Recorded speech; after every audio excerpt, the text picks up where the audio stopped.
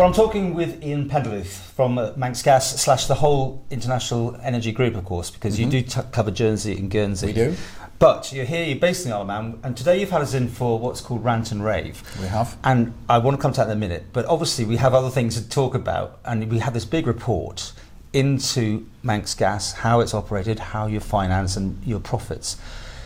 There's any day, any week, whatever, hopefully we're going to get this report. Is there anything you can say at this moment? And I appreciate that you don't want to say things before it's released, but is there anything that you can tell the customers here that they should be ready for some big news or changes in direction? Well, I think, as you said, Paul, it would be disrespectful of me to comment on the process at this point in time because it's being run by the Gas Regulatory Review Committee. What I can say is, through the process and at the beginning of the process, the Chief Minister has promised that there will be a report due for publication in December, and I would expect that deadline still to be met.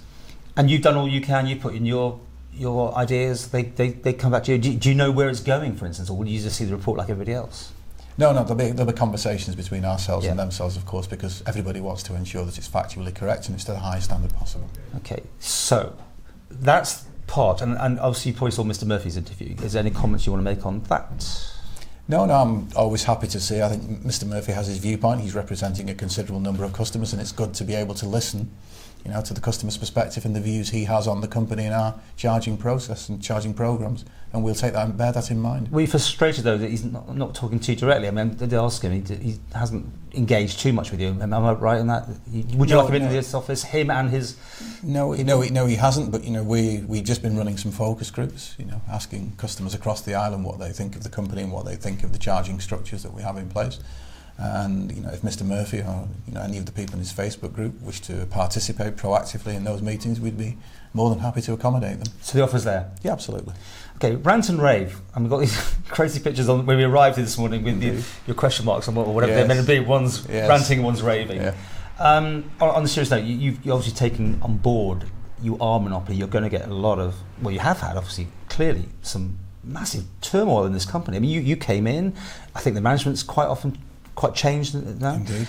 Have you refocused how you deal with the customer then? I think, as you rightly mentioned there, Paul, to be a monopoly, it's a privileged position. And when you're in that privileged position, it's very, very important that you do treat your customers respectfully and deliver the highest standards of service on their behalf. It's absolutely fundamental that you do that. And prior to coming here, I was Chief Executive in Dee Valley Water, one of the monopoly water companies within the UK water sector, and one of the things that we really focused on there was how can we better listen to our customers, how can we better engage with our customers to ensure that we can bring significant improvements in the quality of service. And that's been my modus operandi, if you like, when I go into a utility company. We're in a privileged position, we have to deliver the highest standards of service. Coming into Manx Gas, you look at the standards of service that are being delivered, they are good. But the challenge for ourselves is how can we ensure that the citizens of the island receive the very highest standards of service and those that are comparable not just with other utility companies in Great Britain, but also any customer service company in the UK, in Europe and across the world. So it's very important that we're able to focus, train our people, develop our people, improve our processes and systems so that we can look to deliver that on behalf of the citizens of the Isle of Man. So you've got this company in that specialises in doing just this, and they've got a massive Sky and all sorts of names coming up on the thing. They have, yeah. Is it re-educating your workforce, or is it just channeling this information to get a speedier result? No, I think you have to look at customer service improvements as a longer term journey, and then it's retaining and maintaining those high standards. I think the first thing about the system itself is it enables you to send and receive feedback from the customers in real time. So we all know that when you're contacting a customer, if you get a survey, if someone's contacted you straight afterwards, you're much more likely to respond. That gives us good information within the company.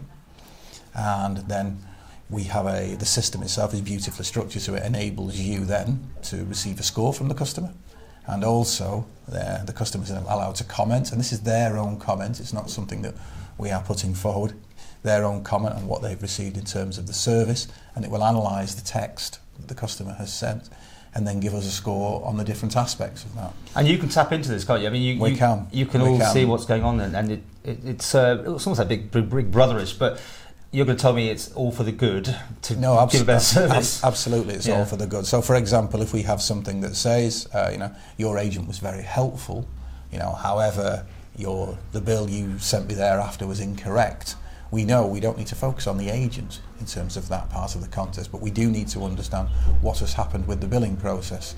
So if they just gave us a score, they might give us a score of 4, that might be 5 for the agent in this case, but 3 for the billing process, and we need to look into that. And that enables us to focus our efforts actually on the part of the process or the part of the service that needs improving.